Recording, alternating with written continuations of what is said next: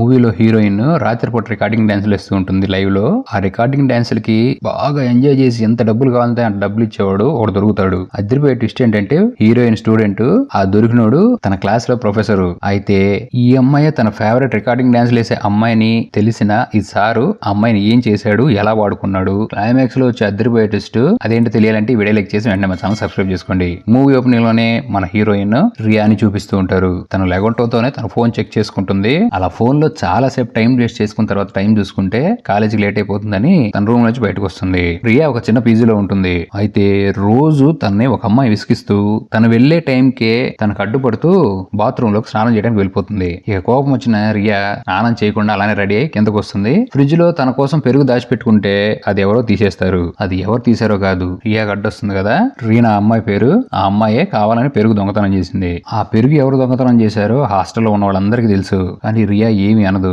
ఆ మంచితనమే ఆ hostel owner కూడా బాగా నచ్చుతుంది.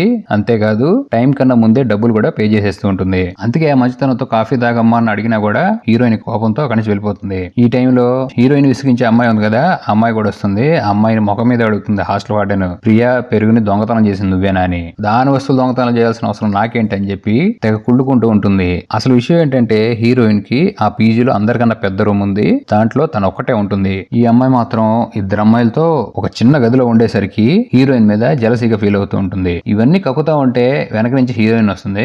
ఆ మాటలు మొత్తం వినేస్తుంది.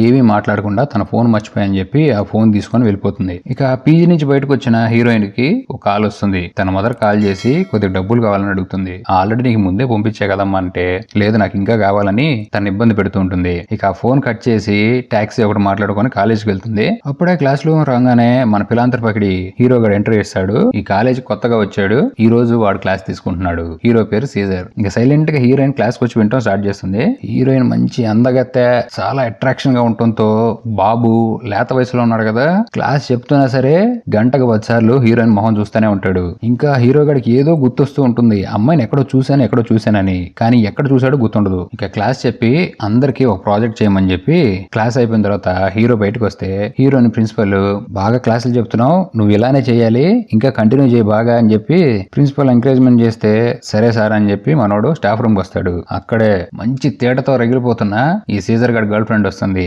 ఆమె పేరు మియా. మనోడు పాపకి దెబ్బలేసి చాలా రోజులు అయిపోయిందంట. అందుకని లోపల అగ్నిపర్వతం మండుతూ దాన్ని చల్లార్చరా అని ఆ స్టాఫ్ రూమ్ లోనే మనోడు ప్యాంట్ లోపల చేతులు పెట్టి ఆ బొడ్డోడికి పని చెప్తూ పెద్దగా చేసి అరిపించేసుకుందాం అన్న టైంకి ప్రిన్సిపల్ గడు వస్తాడు.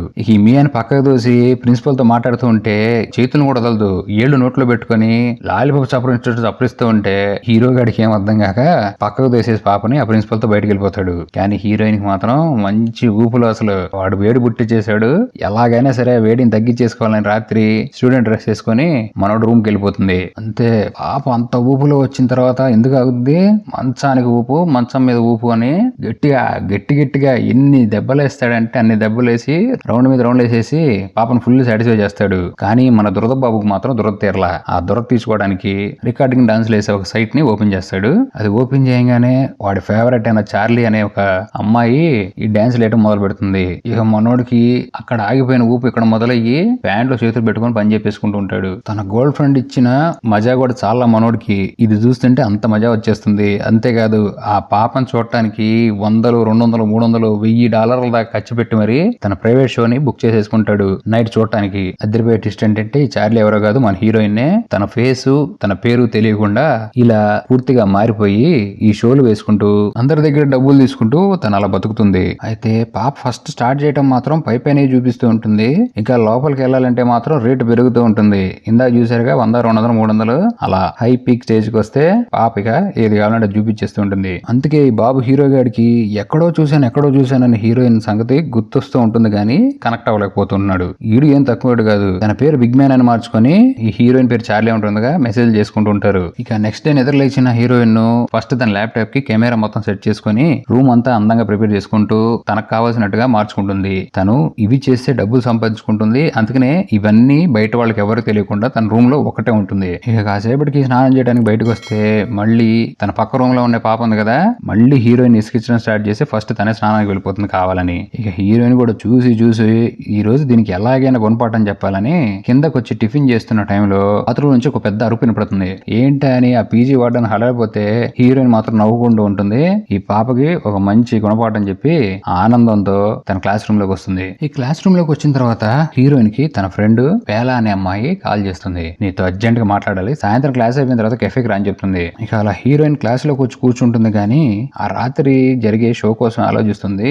హీరోయిన్ కి తెలియదు అసలైన బిగ్ మ్యాన్ గాడు ఈ సీజర్ గాడే అని. ఇక సాయంత్రం కెఫేలోకి వచ్చిన తర్వాత హీరోయిన్ ఫ్రెండ్ బేలా అంటుంది, మనం ఏదైతే డాన్స్ వేస్తున్నామో అది త్వరలోనే గవర్నమెంట్ బ్యాన్ చేయబోతుంది, ఏం చేద్దాం ఇప్పుడు అంటే హీరోయిన్ షాక్ లోకి వెళ్ళిపోతుంది. తను ఆ సైట్ నమ్ముకొని చాలా డబ్బులు సంపాదించుకుంటుంది. తన జీవితం దాని మీద ఆధారపడింది. ఇక పాపం ఇద్దరు క్వశ్చన్ మార్క్ లో పడిపోతారు. సరే ఏదైతే అయిందని నైట్ షో కోసం హీరోయిన్ ప్రైవేట్ గా ఈ సీజర్ గాడికి ఒక షో స్టార్ట్ చేసేస్తుంది. ఇక్కడ క్యామ్ హైడ్ చేసేసుకున్నాడు హీరో గాడు. సో అందుకని హీరో ఫేస్ హీరోయిన్ కి తెలీదు. అలా వీళ్ళిద్దరూ హైడ్ చేసుకుని ఒకరికి ఒకళ్ళు చాట్ చేసుకుంటుంటే మనోడికి ఇక ఊపు ఎట్లా వస్తుందంటే అట్లా పాప చూపించే చూపుడికి మనోడు ప్యాంట్ లో ఉండి బయటికి తీసుకొచ్చి హీరోయిన్ డాన్స్ కి ఈ డాన్స్ మిక్స్ చేస్తాడు. ఇక హీరోయిన్ పాప ఒక్కొక్క డ్రెస్ తీస్తూ మనోడికి పిచ్చెక్కిచ్చేసి షో మొత్తం అయిపోయిన తర్వాత చెప్పు ఎలా ఉంది నా షో అని అడిగితే హీరో గాడు హీరోయిన్ ఒరిజినల్ పేరు రియా బాగుందంటాడు. ఇక ఆ పేరు వినటంతో కెమెరా క్లోజ్ చేసి పక్క వెళ్ళిపోతుంది హీరోయిన్. ఈ నెక్స్ట్ స్నానం చేయడానికి బాత్రూమ్కి వెళ్తుంటే ఆ పక్కన రూమ్మేట్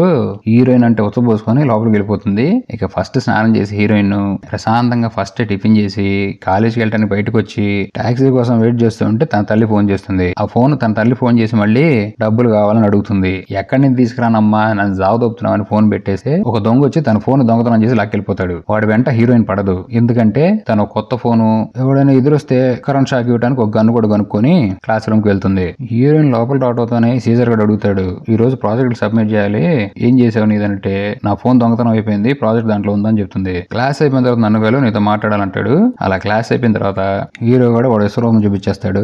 చార్లీ పాప ఎలా ఉన్నావు అంటంతో హీరోయిన్ క్లారిటీ వచ్చేస్తుంది. ఈడి ముందే రాత్రి నేను షో చేశానని క్లారిటీ వచ్చేస్తుంది.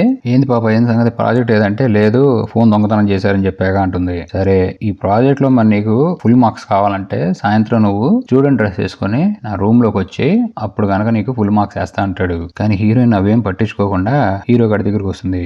ఈడు వాళ్ళ లోపల ఉన్న రాక్షసుని బయటికి తీసి ఇప్పటిదాకా ఎంతమంది నిన్ను కపకపలు అడిచారు, నువ్వు ఎవరికైనా వెడి పుట్టించావా, నిన్ను ఎవరైనా వెడి పుట్టించారా అని పిచ్చి పిచ్చి మాట్లాడుతుంటే హీరోయిన్ ఏం మాట్లాడకుండా హీరో ముందు లైవ్ లో షో చేస్తూ ఉంటుంది. ఇక లైవ్ లో చూసేసరికి వీడికి యాత్రం ఆపుకోలేక హీరోయిన్ తో మిస్బిహేవ్ చేస్తాడు. నెక్స్ట్ డే హీరోయిన్ ప్రిన్సిపల్ దగ్గరికి వెళ్ళి జరిగింది మొత్తం అక్కడ ఉన్న సార్స్ కి ప్రిన్సిపల్ కి వివరించి చెప్తుంది. అయితే ఈ సీజర్ గాడు పెద్ద లఫుడ్ గాడు ప్లేట్ ఎలా మారుస్తాడంటే హీరోయిన్ పాప రాత్రిపూట అట్లాంటి పనులు చేస్తూ ఉంటుంది. అందుకే నా ఇంటికి వచ్చి కూడా నన్ను బాగా ఇబ్బంది పెట్టి మార్క్స్ కోసం నా ముందు ఆ పనులను చేసి ఇప్పుడు లేనిపోయిన ఎన్ని వచ్చి మీకు చెప్తుంది అంటంతో ఈ ప్రిన్సిపల్ గాడు కూడా హీరోయిన్ దే తప్పు అన్నట్టు తను వేరే బ్రాంచ్ కి మార్చేస్తాడు. కానీ ఈ సీజర్ గాడు పెద్ద సాడిస్ట్ లాగా హీరోయిన్ గురించి ఆ కాలేజ్ మొత్తం చెప్పేస్తాడు. దాంతో హీరోయిన్ గురించి కాలేజ్ మొత్తం తెలిసిపోయి తన వింత వింతగా చూస్తూ చాలా అవమానకరంగా మాట్లాడుతూ ఉంటారు. పాపం హీరోయిన్ ఎటు కాకుండా అయిపోయింది. తన లైఫ్ కూడా ఏమైపోతుందో అనుకుని బాధపడుతూ చనిపోదాం అనుకున్న టైంకి తన మదర్ దగ్గర నుంచి ఫోన్ వస్తుంది. తన తమ్ముడికి యాక్సిడెంట్ అయింది డబ్బులు కావాలని. హీరోయిన్ చచ్చిపోదాం అనుకున్నా కూడా ప్రశాంతంగా జావని ఇట్లా అమ్మ